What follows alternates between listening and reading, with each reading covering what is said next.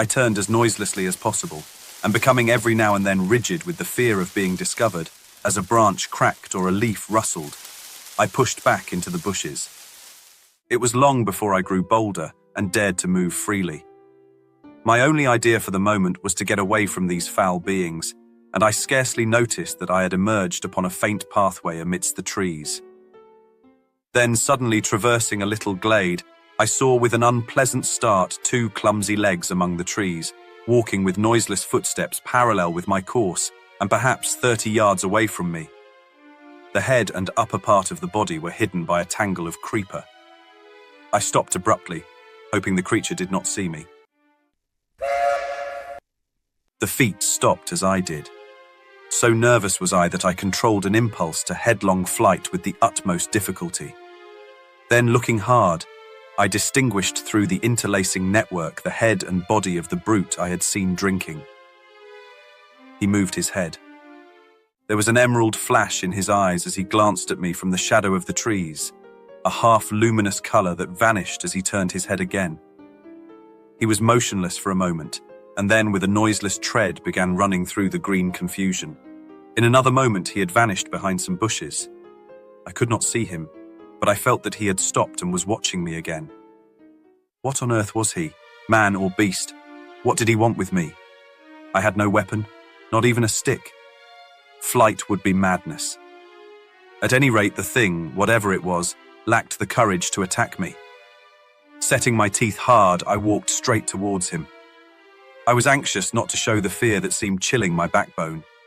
I pushed through a tangle of tall, white-flowered bushes and saw him 20 paces beyond, looking over his shoulder at me and hesitating.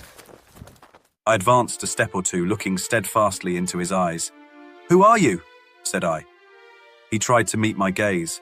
"No," he said suddenly, and turning went bounding away from me through the undergrowth. Then he turned and stared at me again. His eyes shone brightly out of the dusk under the trees. My heart was in my mouth, but I felt my only chance was bluff and walked steadily towards him. He turned again and vanished into the dusk. Once more I thought I caught the glint of his eyes, and that was all. For the first time I realized how the lateness of the hour might affect me. The sun had set some minutes since. The swift dusk of the tropics was already fading out of the eastern sky, and a pioneer moth fluttered silently by my head.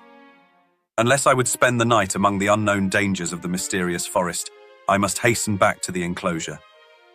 The thought of a return to that pain-haunted refuge was extremely disagreeable, but still more so was the idea of being overtaken in the open by darkness, and all that darkness might conceal. I gave one more look into the blue shadows that had swallowed up this odd creature, and then retraced my way down the slope towards the stream, going as I judged in the direction from which I had come.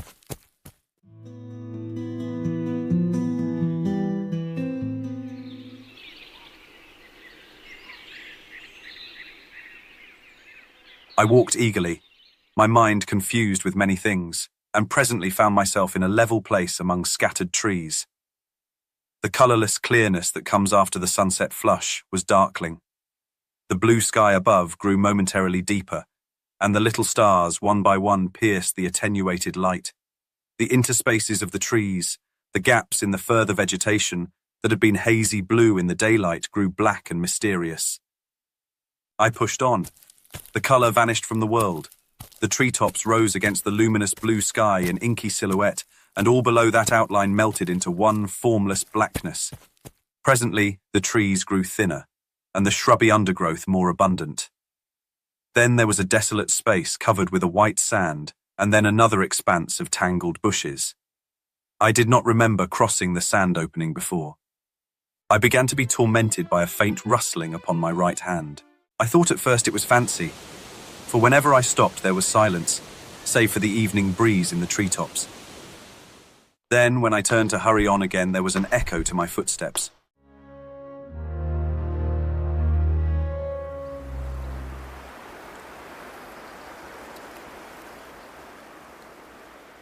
I turned away from the thickets, keeping to the more open ground, and endeavouring by sudden turns now and then to surprise something in the act of creeping upon me.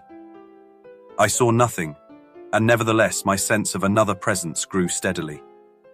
I increased my pace, and after some time came to a slight ridge, crossed it, and turned sharply, regarding it steadfastly from the further side.